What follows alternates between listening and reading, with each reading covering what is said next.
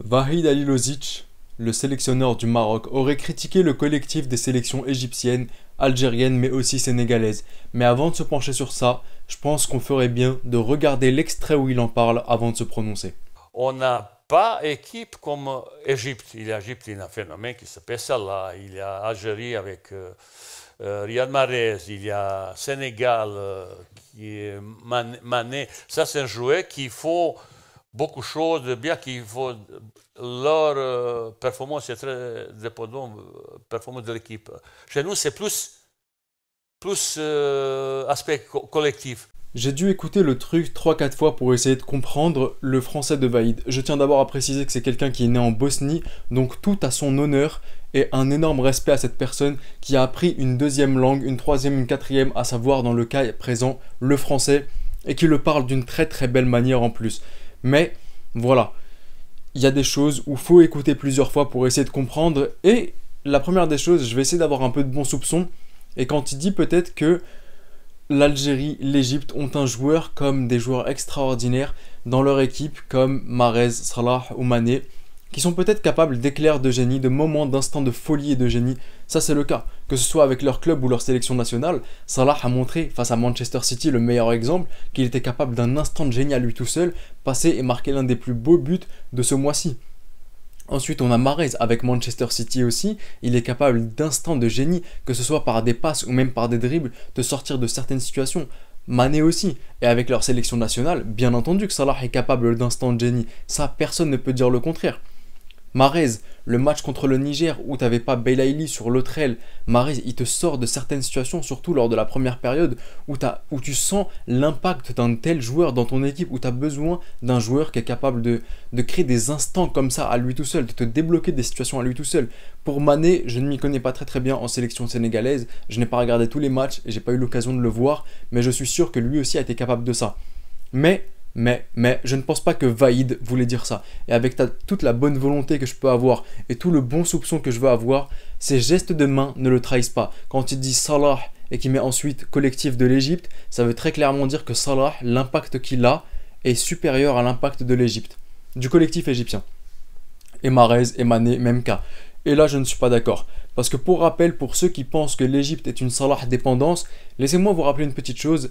Sur les 6 matchs de qualification à la Coupe d'Afrique des Nations au Cameroun en janvier prochain, Salah n'a disputé que 2 matchs sur les 6 et c'était les 2 derniers matchs où l'Égypte était déjà qualifiée. On n'a donc pas eu besoin de Salah pour pouvoir se qualifier.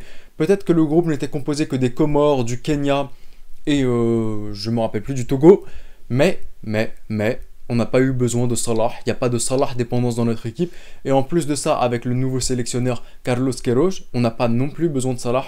Regardez les matchs avant de vous prononcer, parce qu'on a très clairement joué sur tout le terrain, que ce soit sur l'aile de Omar Marmouche, que ce soit en pointe, que ce soit sur le côté. Il n'y a pas de Salah dépendance dans cette équipe. Il y a peut-être pu l'avoir il y a quelques années, mais ce n'est absolument plus le cas aujourd'hui. Mahrez, pareil. Quand vous regardez l'effectif de l'Algérie, quand vous regardez ce groupe-là et que vous regardez la connexion entre Belaïli et Bounger, quand vous regardez que Slimani est capable de marquer de n'importe quel point, quand vous regardez ce qu'est capable de faire Ferrouli, quand vous regardez le milieu de terrain qui est capable d'avancer et de créer aussi, de se procurer des occasions, il n'y a pas de Mahrez dépendance. Pour le Sénégal, je l'ai dit, je ne vais pas me pencher sur le sujet parce que je risquerais de dire n'importe quoi. Clairement, oui, encore une fois, on a des joueurs, on a la chance d'avoir ces 2 ailiers droits qui sont capables d'instants de génie à eux tout seuls et faire des choses, te débloquer des situations à eux tout seuls, mais ils ne sont pas au-dessus d'un collectif. Et la preuve en est que si ces joueurs-là étaient au-dessus du collectif, jamais l'Égypte n'aurait pas perdu de match depuis 2019, depuis septembre 2019, et l'Algérie ne serait pas sur une série d'invincibilité de 31 matchs aujourd'hui sans défaite si ça ne dépendait que d'un seul joueur et si le joueur était au-dessus du collectif de l'équipe. Donc, désolé Vahid, je ne suis pas d'accord avec cette déclaration-là où l'Égypte... Peut-être bien que le Maroc a un meilleur collectif parce qu'ils ne dépendent pas d'un joueur, mais ça n'enlève en rien le fait que l'Algérie et l'Égypte, eux aussi, jouent collectivement et ont un très beau jeu collectif. Point final. Ensuite, on va se pencher sur une chose. Pourquoi est-ce que Vahid dit ça? Vahid, c'est pas la première vidéo que je fais sur lui. Vahid, c'est un peu quelqu'un qui aime titiller, qui aime piquer, qui aime faire des déclarations. Allez savoir pourquoi il fait ça. Et j'ai entendu dire des gens qui disent ouais, c'est la fédération marocaine qui lui a dit de faire ça pour mettre la pression sur l'Algérie. Il y a déjà le sélectionneur du Burkina, la fédération qui mettent la pression sur l'Algérie pour qu'ils perdent, etc., etc. Franchement, possible, pourquoi pas. Il n'y a pas de preuves concrètes. Peut-être que c'est explicite ou implicite, je sais plus c'est quoi. Peut-être indirect, voilà. C'est indirect, peut-être que c'est comme ça. Je préfère ne pas me pencher sur un sujet aussi délicat que cela parce que des accusations comme ça, j'aime pas du tout en faire. Mais bon, voilà, je me dis, il a quand même mis l'Égypte et le Sénégal dans le sac. Peut-être c'est pour camoufler le fait qu'il veut attaquer l'Algérie, donc il s'est dit, je vais mettre deux trucs. Les théories, il y en aura. Mais bon, moi, je préfère pas m'y prononcer. J'ai juste préféré me baser sur ses déclarations et pas pourquoi savoir il les a dit ou dans quel but il les a dit. Bref, je pense qu'il a même aucun intérêt, le Maroc est déjà qualifié. Et en plus de cela, le Maroc ne risque même pas d'affronter l'Algérie parce qu'ils sont dans le top 5 mondial et les deux. Donc voilà. Je pense que c'est plus pour...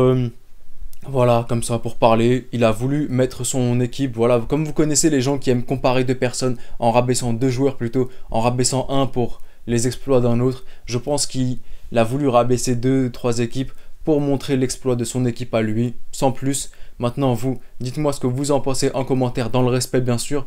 On ne veut pas d'insultes, je sais que quand il y a des trucs Algérie, Maroc, Égypte, il y en a, ils sont sur leur clavier directement à vouloir insulter. Déjà, il y a les mots bloqués, vous n'y arriverez pas. Donc soyez plutôt intelligent, pertinent, respectueux, et je me ferai un plaisir de vous lire et de débattre avec vous. Et je vous dis... Arrivederci.